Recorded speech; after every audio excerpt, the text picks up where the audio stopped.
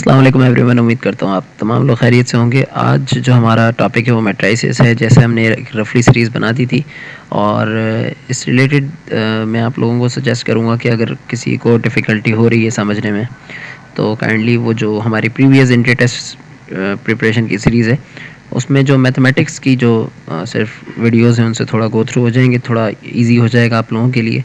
Basically हम entry test से related ही यहाँ पर सॉल्यूशंस कर रहे हैं। तो आज हमारा टॉपिक मैट्रिक्स है या मैट्राइसिस। ये सिर्फ एक दूसरे की जमा और सिंगुलर और प्लूरल का फ़र्क है। तो मैट्राइसिस मैट्रिक्स से निकला और मैट्रिक्स क्या होता है हम कोशिश करेंगे आज इस वीडियो में। एक तो इंट्रोडक्शन हो जाए मैट्राइसिस का और इसके साथ साथ कुछ ऐसे सवालात भी कोशिश करेंगे कि सॉल्व कर सकें इसी लेक्चर में कि जो आ सकते हैं आपके एंट्री टेस्ट में। अच्छा, मैट्राइसिस से यानी मैट्रिक्स से रिलेटेड अब एक मैट्रिक्स क्या होता है। एक मैट्रिक्स ये होता है कि आपके पास देखें एक ग्रिड है, जिस तरह से मैंने बना दिया है।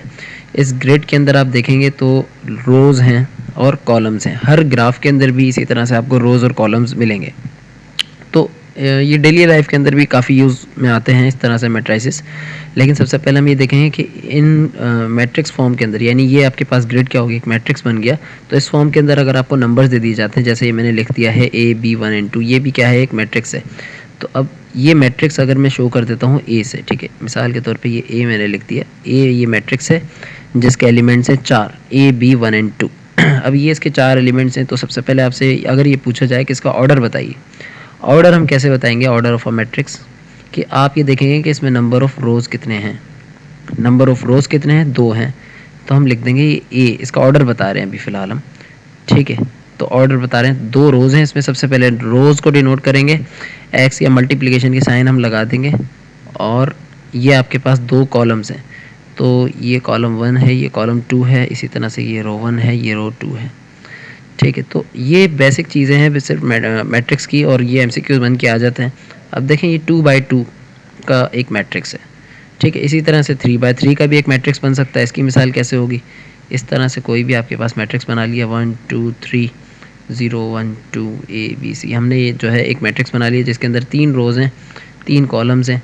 तो इसका जो आपके पास ऑर्डर होगा, अगर ये बी मैट्रिक्स है तो बी का जो ऑर्डर होगा वो हो जाएगा 3 by 3, ठीक है। तो उसके ऊपर जो भी कुछ बाइनरी ऑपरेशंस होंगे उसके लिए कुछ डिफरेंट जो है ना कुछ असूल हो जाएंगे, ठीक है। यानी कि हम आगे जब चल के हम इसको थोड़ा और डिटेल में पढ़ेंगे तो आपको पता चलेगा कि 2 by 2 मैट्रिक्स जो है और 3 by 3 का जो मैट्रिक्स है, तो ये जो मैट्रिक्स है इससे थोड़ा सा कॉम्प्लेक्स हो जाता है, थोड़ा सा लेंथी हो जाता है। लेकिन बेसिक अगर आपको ये समझ में आ जाता है तो ये भी ऑटोमेटिक समझ में आ जाएगा।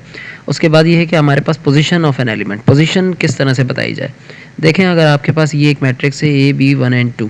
अब यहाँ पर अगर मैं आपसे पूछूं कि जो B है इसकी पोजीशन क्या है, इस B की पोजीशन क्या है, तो देखें B की जो पोजीशन है वो आप किस तरह से बताएंगे। सबसे पहले आप देखेंगे रो, ये किस रो में है, फर्स्ट रो में है। सेकंड थिंग कि ये इसका जो कॉलम है वो कौन सा सेकंड कॉलम है। तो यहाँ पर अगर मैं इस तरह से एक मैट्रिक्स बना रहा हूँ ए, ठीक है, ये मैट्रिक्स एक मैं बना रहा हूँ इसी मैट्रिक्स को।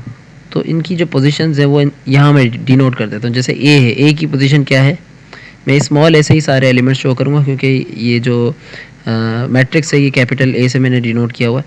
तो यहाँ पर ए जो मैट्रिक्स है इसकी ये जो पोजीशन है, इस पोजीशन पर जो एलिमेंट है वो फर्स्ट रो फर्स्ट कॉलम पर मौजूद है, ठीक है। First row first column.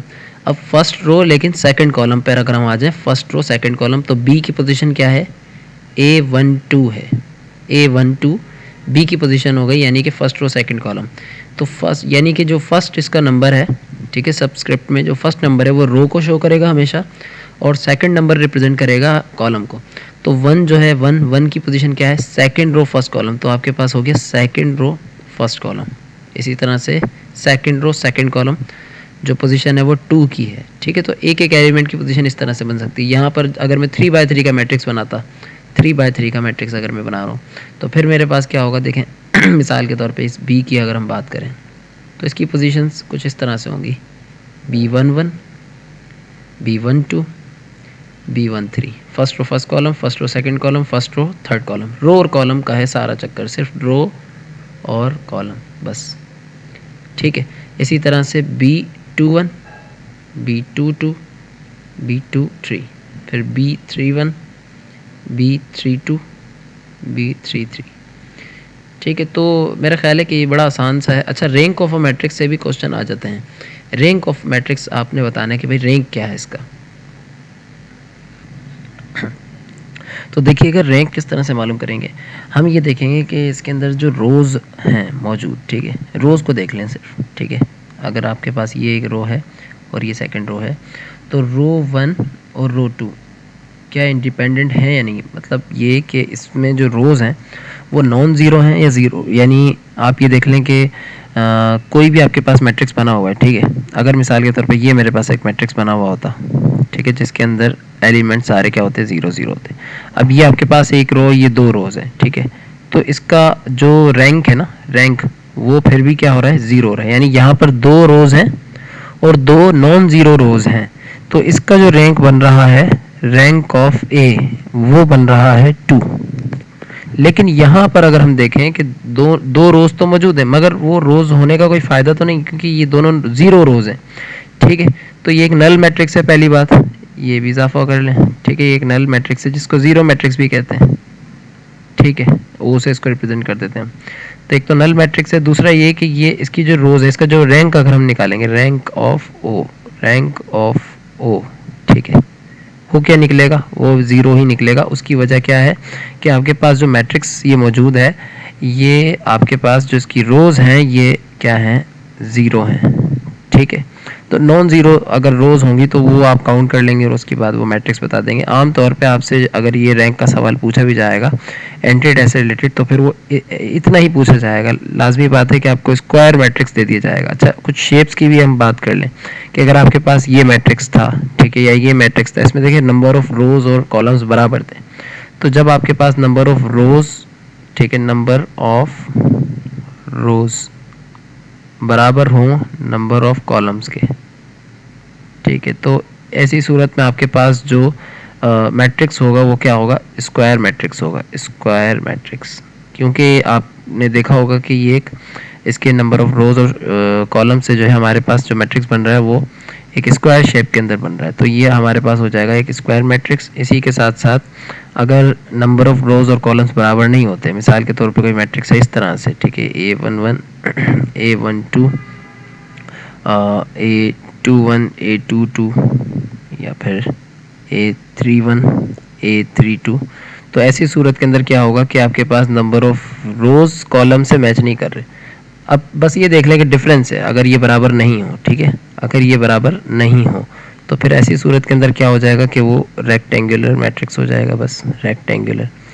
क्योंकि आपके पास चाहे आप मैट्रिक्स को इस तरह से लिख दें या फिर एक मैट्रिक्स ऐसा बना लें कि जिसके अंदर जो है रोज़ कम हो, कॉलम ज़्यादा हो, दोनों सूरतों के अंदर क्या हो जाएगा, वो रेक्टेंगुलर मैट्रिक्स हो जाएगा।